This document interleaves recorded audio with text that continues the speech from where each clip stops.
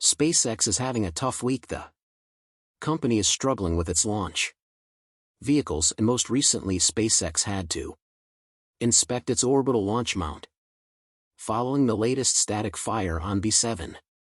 As Kevin Randolph said, crispy after the 11 engine approximately 13-second static fire test, not unexpected, but still gonna need a new coat of paint and such. Other than that, how did the new concrete hold up under the OM? Well, it rained concrete again despite fewer engines testing this time, and frankly, I'm really getting worried if they can do a full static fire test for 20 seconds or even a real full launch.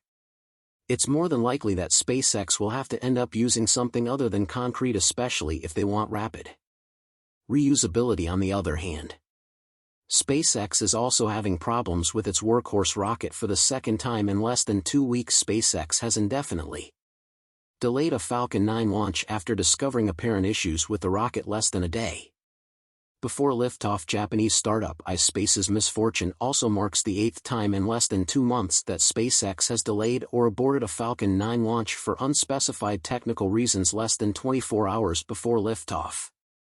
The streak of delays is unusual after 12 months of record-breaking execution, over the course of which SpaceX has successfully completed 60 orbital launches with just a handful of last-minute technical delays. The number of last-day delays and Falcon 9 launch aborts has abruptly skyrocketed in recent months, possibly indicating that a single problem or change is at least partially responsible for the trend. The streak began in early October and has continued through the end of November, resulting in 8 delays in 2 months, with impacts ranging from minutes to days or even weeks in all but one instance. SpaceX's only explanation was a need for more time for data review or checkouts of the rock pocket, its payload, or both. SpaceX consistently announces launch delays on Twitter, making it possible to collate with. The company has stated it was standing down from a launch attempt or now targeting a later launch date for technical reasons. In the more than 18 months between March of 2021 and October of 2022, SpaceX announced only 3 technical delays. After publicly scheduling a launch, 1 last-second abort and 2 minor additional checkouts delays, adding to the oddity. SpaceX reported at least 15 similar delays between January of 2020 and March of 2021. A decrease in the frequency of technical issues is a generally expected outcome of a competent organization gaining experience with the operation of a complex new system like a launch vehicle. By all appearances, that's the pattern.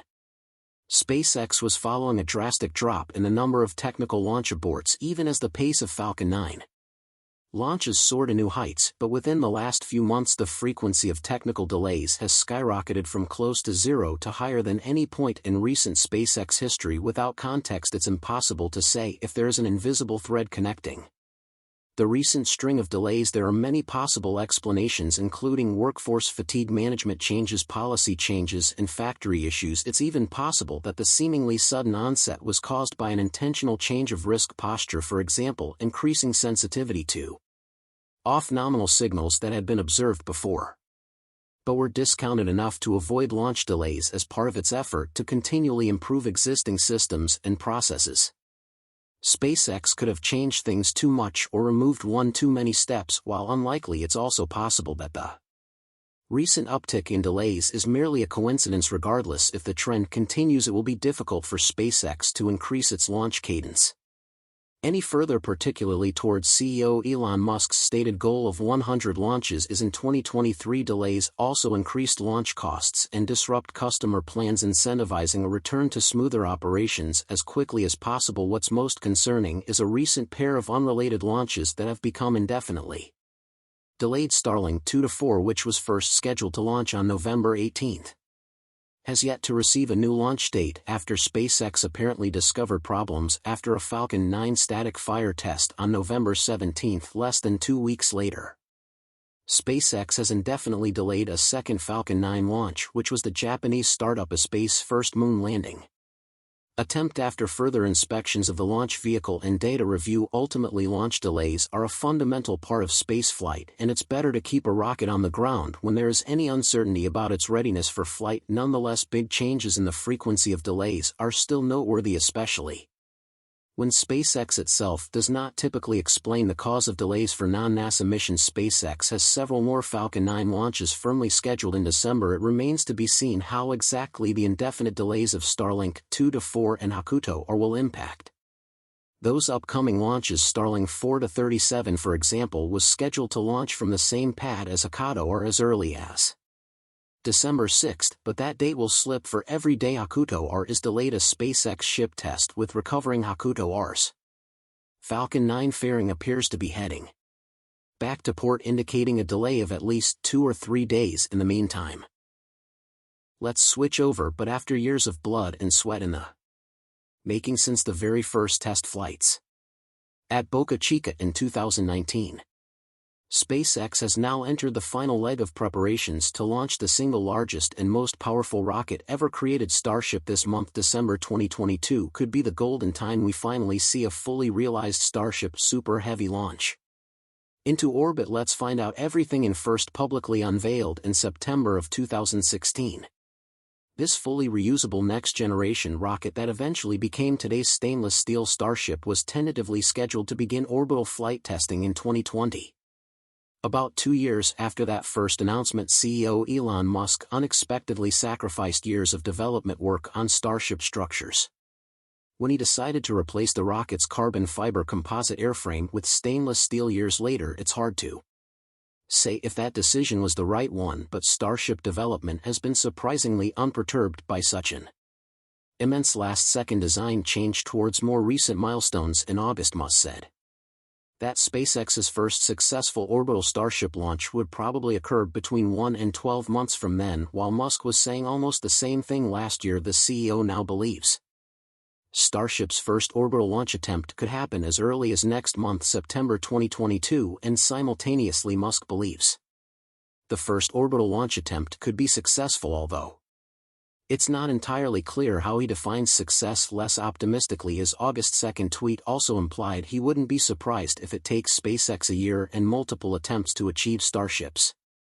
first successful orbital launch. It's even possible to interpret his tweet as a warning that Starship's first orbital launch, while more likely to be successful, could be up to 12 months away. Somewhere in the middle, 4 to 8 months from that point, is the most reasonable bet for a Starship first successful orbital launch. Indeed, everything is looking promising as SpaceX and Elon Musk speed toward this potential Starship orbital launch later this month. Actually, a senior NASA official also suggested that SpaceX wants to fly one of its Starship prototypes into space for the first time in December. So this week, SpaceX performed a static fire test of the prototype booster in which 11 of the 33 Raptor engines were briefly engaged.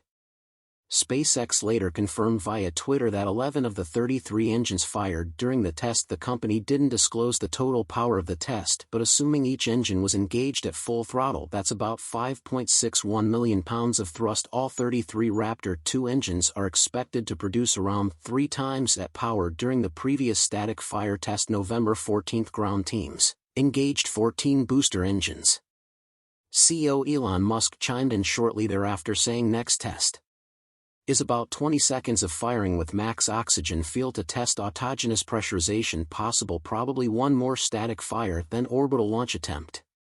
Despite the plans, the test only lasted 13 seconds, not the 20 that was aimed for. The exact cause for the early shutdown not currently known. Another point of interest is that this was not the first autogenous test of Booster 7.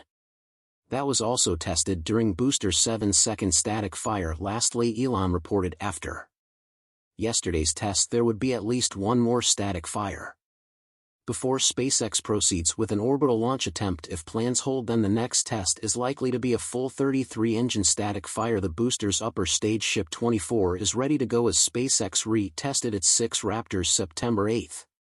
The current plan is to launch the fully stacked Starship in December, at which time the upper stage will enter orbit but not complete a full revolution of Earth. However, nothing is certain about the program's development. Plans have and will continue to frequently change to adapt to new information. Ultimately, if SpaceX does perform a full 33-engine stud fire, it would set the record as the strongest liquid-fueled rocket to ever fire, albeit not the strongest rocket motor, surpassing SpaceX's own Falcon Heavy, NASA's Saturn V, and the Soviet Union N-1, and even The recently launched space launch system SpaceX is moving at light speed to get the capability to conduct launch operations here, said Frank DeBello, president and CEO of Space Florida, the state's aerospace economic development agency. So we're very optimistic that it won't be long, but the first launch will be from Texas, with Starship separating from the Super Heavy booster, which would land on a SpaceX vessel 20 miles offshore in the Gulf of Mexico. Starship then seeks to achieve orbit for at least one trip around the Earth and land in the Pacific Ocean. It's unclear how many test launches will take place from Texas before Florida operations get underway. It's a large vehicle, no question about it, and I think it'll be a sight to see no matter where it launches. The workhorse function of the Starship is going to be conducted here. DeBello says that's our goal anyway. We're partnering with SpaceX to try to make it happen. NASA officials have a vested interest in Starship achieving operational status quickly, as a version of it will be used for Artemis 3. On that flight, astronauts will transfer from Orion into a Starship while orbiting the Moon, and its Starship that will bring them down to and back up from the lunar surface. Last month, NASA awarded SpaceX with the planned landing for Artemis 4, as well, although future landers from other companies can continue to compete for Artemis contracts with one test flight to the Moon ahead of Artemis 3 required. SpaceX now has 3 lunar missions for NASA on the books, much appreciated. SpaceX will not let NASA down, wrote Musk on Twitter after the award announcement. Musk also congratulated NASA after Artemis 1 made its successful launch. The launch actually knocked SpaceX's other big rocket, Falcon Heavy, from atop the list of most powerful active rockets to date. SpaceX has only launched Falcon Heavy 4 times, the most recent November 1st from KSC, and that was the first in more than 3 years. Starship orbital flight is sure to be one of the most anticipated this month. No Starship prototype has taken flight since May of 2021, and all of its jaunts so far have reached a max altitude into 6 miles or 10 kilometers.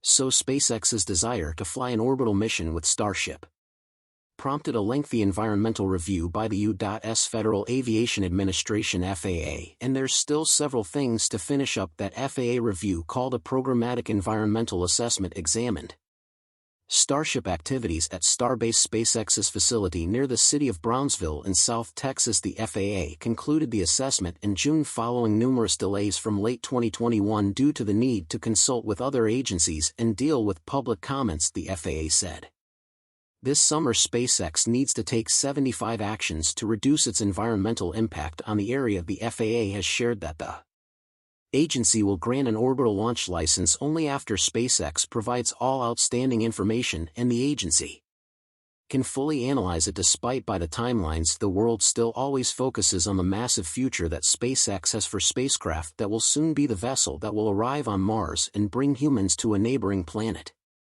Besides its reusability feature, Musk and SpaceX even plan to create 1,000 units of the Starship rocket to bring many missions, including the crewed ventures for the company. It still falls under the multi-planetary goals that SpaceX aims to achieve for the world.